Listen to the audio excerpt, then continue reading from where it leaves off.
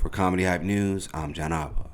Shannon Sharpe is on a roll with his most recent guests that have stopped by his Club Shay Shay podcast. Now, Cat Williams will set the world on fire with his explosive interview, and Sharpe looks to do the same exact thing with his latest interview, Monique. On Wednesday, Club Shay Shay would release an interview with the Queen of Comedy, where the two would discuss Monique's early life and career. The interview has been highly anticipated after a photo was shared of them together, revealing what was coming. Many are hopeful that this interview will have a similar impact that the Cat Williams interview did. During their conversation, Monique would lightly mention the Cat interview by stating that everything he said was the truth.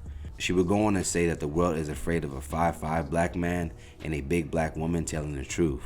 Monique would say that telling the truth is something she's done all her life. Now, in response to that, Sharpe would ask Monique about Taraji P. Henson and her viral comments regarding the pay inequality between other black actresses and their white counterparts. Why didn't Monique's comments get the same traction and support as Taraji when Monique said it over a decade ago? Monique's response: I think there's a few reasons why. Number one, it was the messenger. You a big, fat, black woman. How dare you be the one? And then on top of that, you're saying Oprah's name out loud. You're saying Tyler's name out loud. You're saying Lee's name out loud. You're saying Lionsgate out loud. We say they. We say the people. We say the studio. How dare you actually say our heroes' names? Monique would then add that America would rather see a broken black woman on display than a strong black woman standing next to her strong black man. In addition, she would also criticize those who question why her husband still chose to stand by her all these years. Her response: it's a sad day when we're questioning why a black man would stand with his black woman, as well as black love and black unity. Then Sharpe would ask if she thought the punishment and blackballing that she experienced was in order to deter others from also speaking out.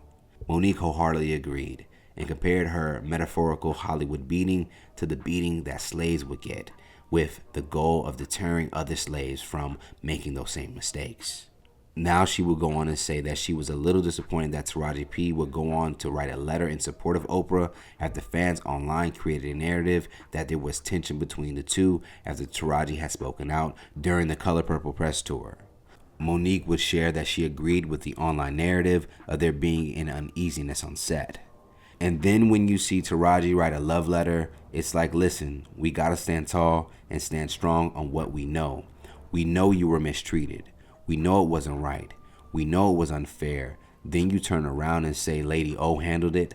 I have a problem with that. I have a problem with that because that allows Lady O to keep on doing what she's been doing, to keep on doing what she's doing, and we in a position of, I don't want to say anything because we saw how Monique got whooped. So let's talk about it more in the comments below, guys. What do you guys think about this first headline coming from Monique's interview with Shannon Sharpe? And what do you guys think about Monique's perspective on how she was treated for saying the same things that Taraji P. also said? Let's talk about it more in the comments below. Plus, stay up to date for the latest news and comedy by subscribing here to our YouTube channel. And check out thehypemarket.com for all your cool and original merchandise.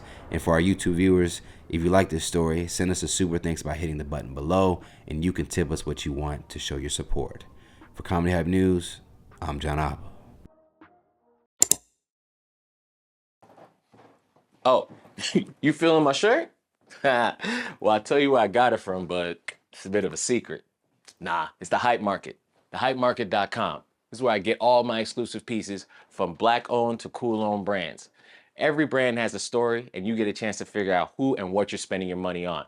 I mean, they even have spaces for you to use. Come here. They even have tickets for events and exclusive joints just like this. Oh, now if you excuse me, they just dropped some new art, and I think it's time for me to add to my collection.